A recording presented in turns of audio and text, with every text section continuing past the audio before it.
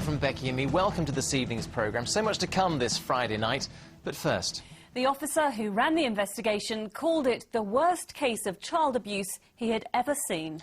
When Leeya was taken to hospital from her home in Cambridgeshire, she had a fractured skull, ribs and fingers, and bite marks on her face. Leeya died 12 days later. She was just 7 weeks old. Today, her father, Olusola Akinrayli from Whittlesey, was jailed for life. He'll serve a minimum of 16 years. Neil Bradford reports. Olusola Akinrayli could not have loved his daughter. If he had, he would surely have not been able to take her precious life. He did not protect her as a father should. Instead, she needed protection from him. It's been a very, very taxing case. I mean, the nature of those injuries that poor child suffered in the weeks preceding her death, it really does beg a belief. In her first weeks of life, baby Leeya's home was anything but safe and secure. She was beaten so badly, she eventually died from her injuries. Born on the 7th of November 2006, Leeya had routine checks by midwives and a health visitor. Her condition had not caused concern. Baby Leeya was last seen by healthcare professionals on the 24th of November when she was just 17 days old. 3 weeks after that, she was taken to the Peterborough and District Hospital with some of the most serious injuries doctors have ever seen on a child. She had a blow to the head. Human bite marks were found on her face and hands. The bites to her fingers were so hard they caused bone fractures. In her short life, Leeya suffered other multiple injuries, including broken ribs, broken elbows and a broken thigh bone. An injury so severe, a pathologist said it was like something normally seen in a road accident. Her life support machine was eventually switched off on December the 30th. Sentencing the Nigerian to life in prison, Judge Philip Clegg told him, "Your victim could not have been more vulnerable. It is to be expected that any child should look to its parent for protection. What you did to Leeya was a terrible breach of trust." Credit must be given to the local social services and in particular to the medical professionals that have assisted us at bringing a case such as this. These are very difficult, complex cases and we need the help of forensic pathologists and a number of forensic experts. Leeya's mother, 22-year-old Kelly Inman, had pleaded guilty to allowing her daughter's death. She received a total sentence of 5 years, having also been convicted of a separate fraud charge. Akinrayli must serve at least 16 years in prison and faces being deported on his release. Neil Bradford, Anglia News, Whittlesey in Cambridgeshire. A teenager from New Zealand has been found guilty of murdering a former Essex schoolgirl. Liberty Templeman, who was 15 and originally from Whittlesey, emigrated to New Zealand in 2005. 3 years later, she was found lying face down in a stream in Kerry. Well, today at the High Court in Whangare, Liberty's killer was brought to justice. Lorna Ramsey has this report. When Liberty Templeman's family left Whittlesey for New Zealand, they were hoping for a better life. But 3 years after emigrating, they suffered the most violent of tragedies. Today at the High Court in Whangare, Liberty's killer was brought to justice. Do you find the accused guilty or not guilty?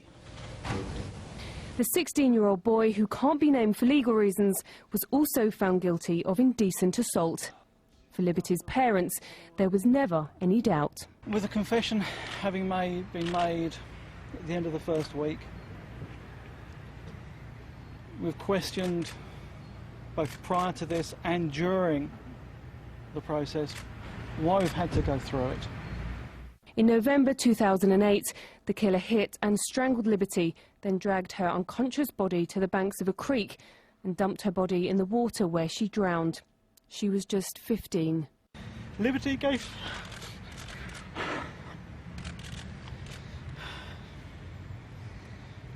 so much to so many and wanted nothing in return.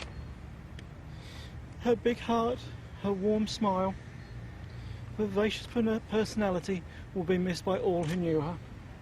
And many of those who knew her at Whittlesey are struggling to come to terms with her death. Pascal Lightley and Liberty were childhood friends. She was so lovely, lovely family, full of joy, just real, so hard. Even now, you just think about it. Liberty and her family were members of Whittlesey Sailing Club. and she was a pupil here at the Cong Community School and College before they emigrated in 2005. In a statement, the school said everybody here and in the wider community were devastated when they heard about Liberty's death. They described her as a popular, fun-loving, compassionate girl who remained close friends with many of the pupils here after she emigrated. The school said their thoughts and prayers remain with Liberty and her family. And they are no doubt grateful for those thoughts and prayers, because they have another court appearance to go through, when the offender is sentenced on the 26th of March. Lorna Ramsey, Anglia News. The culmination of two dreadful trials there for you. Next, the international campaign aimed at kicking homophobia out of football.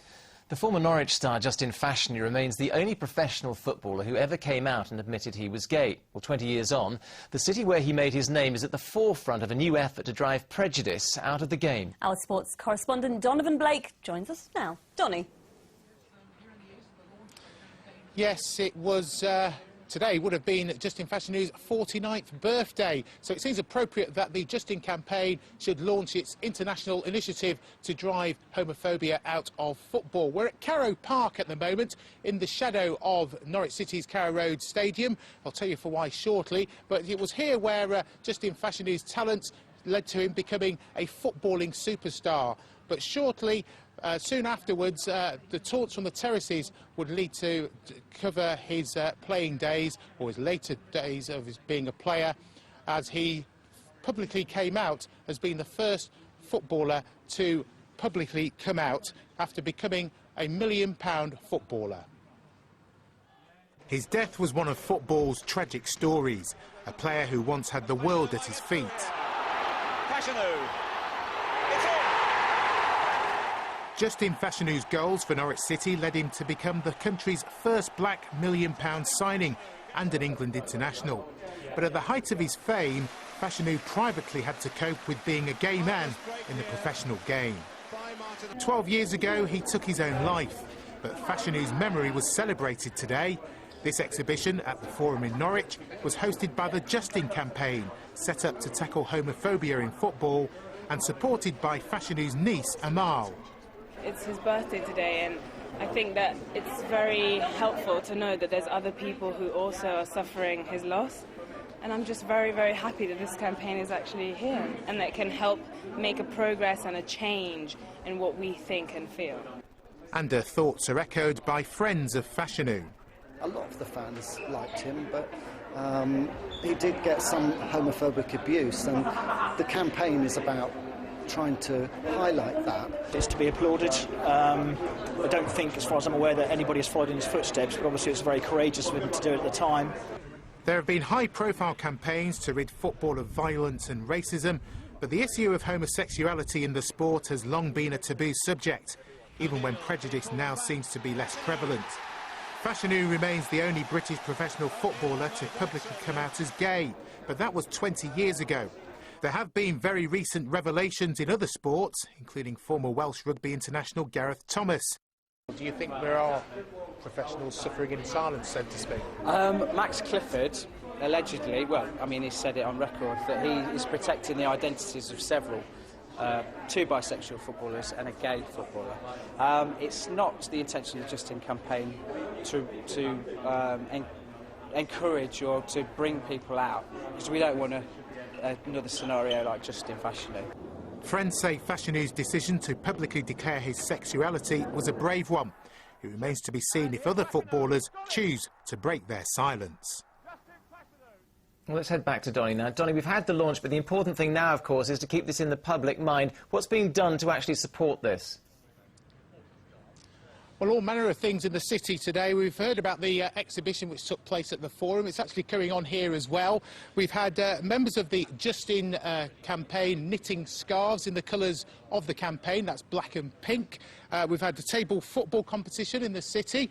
And in about half an hour's time, there'll be a seven-a-side tournament staged here as well, hence the reason why we're here. And obviously, members will be out in force ahead of the Norwich-Southampton game to keep this issue in the public spotlight. Good stuff, Donny. Thank you very much indeed for that. Now, in other news...